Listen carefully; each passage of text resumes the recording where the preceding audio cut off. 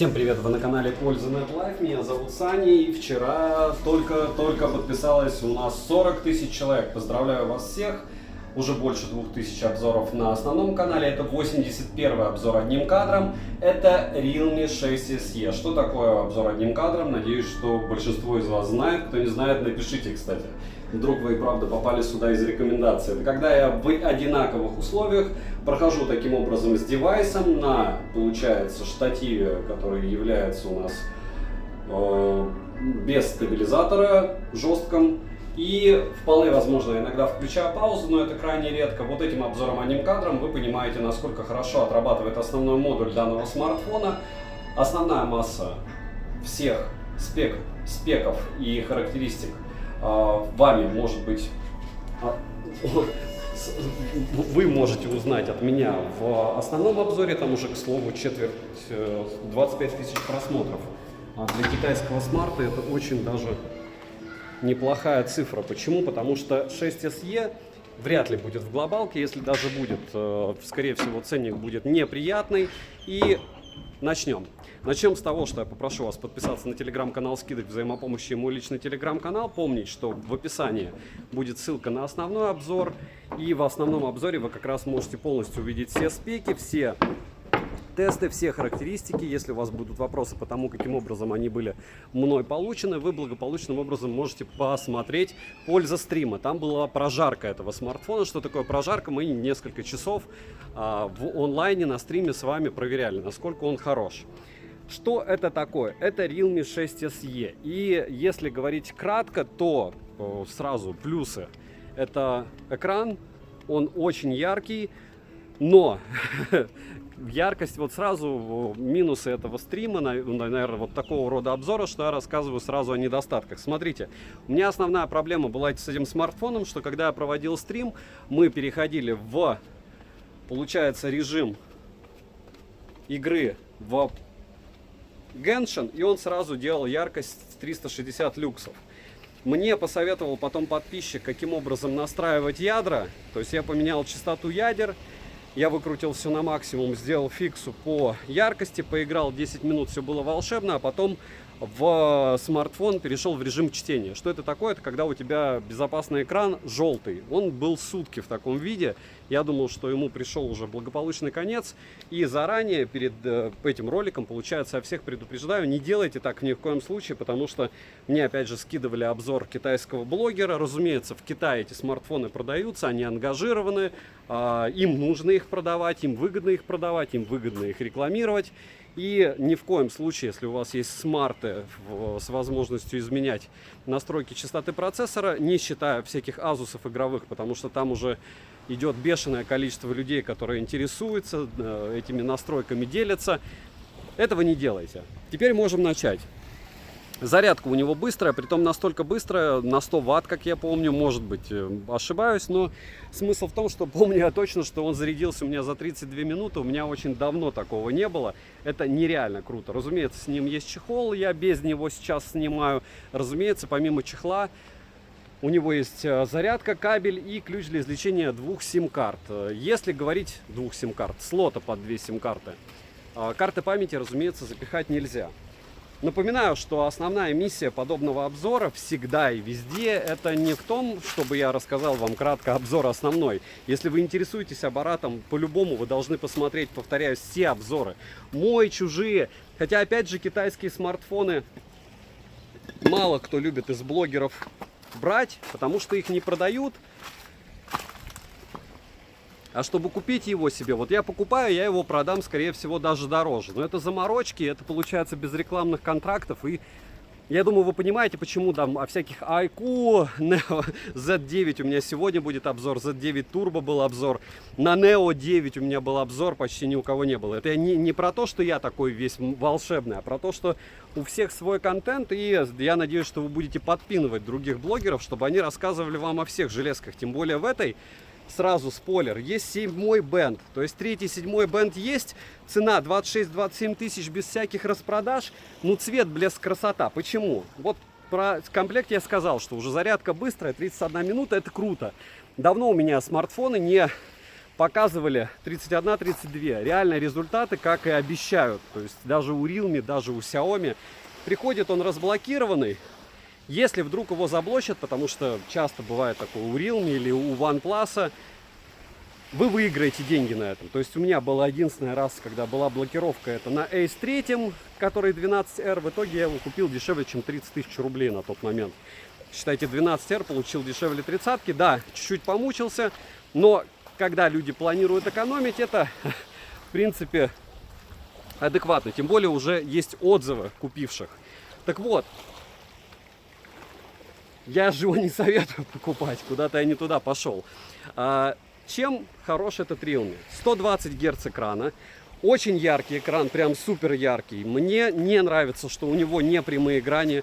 Любые экраны с водопадами имеют искажения. Ты к этому можешь привыкнуть. Это, знаете, любимая тема с маркетологами.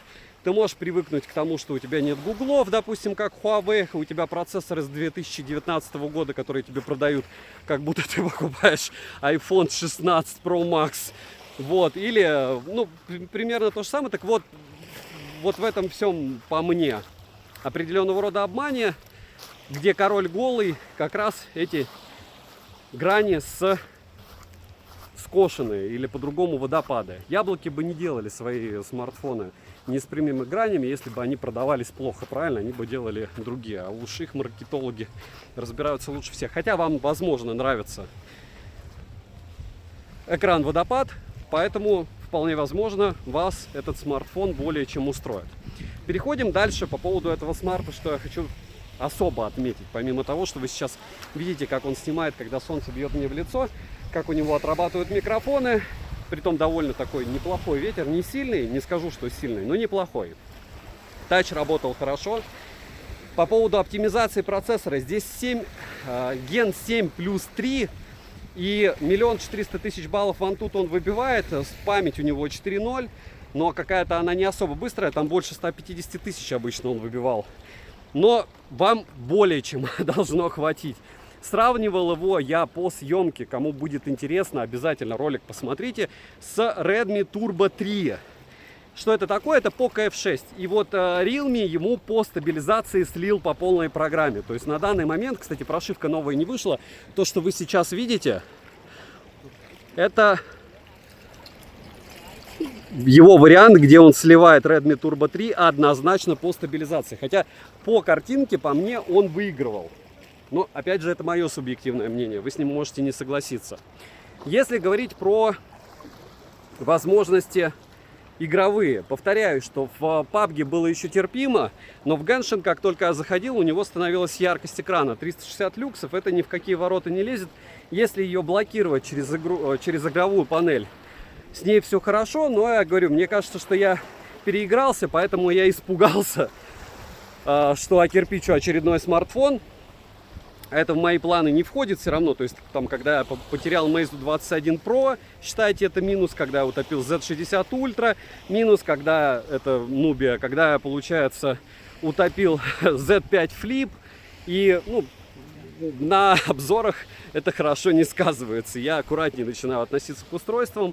Одно дело, когда ты просто в бассейне потопишь, а другое дело, когда он у тебя сгорит от того, что у тебя мозгов нет, и ты просто снял все ограничения, которые, в принципе, даны производителям под эту железку. Так что каждый раз, когда вы в китайском смарте выкручиваете частоту у ядер, тысячи раз думаете.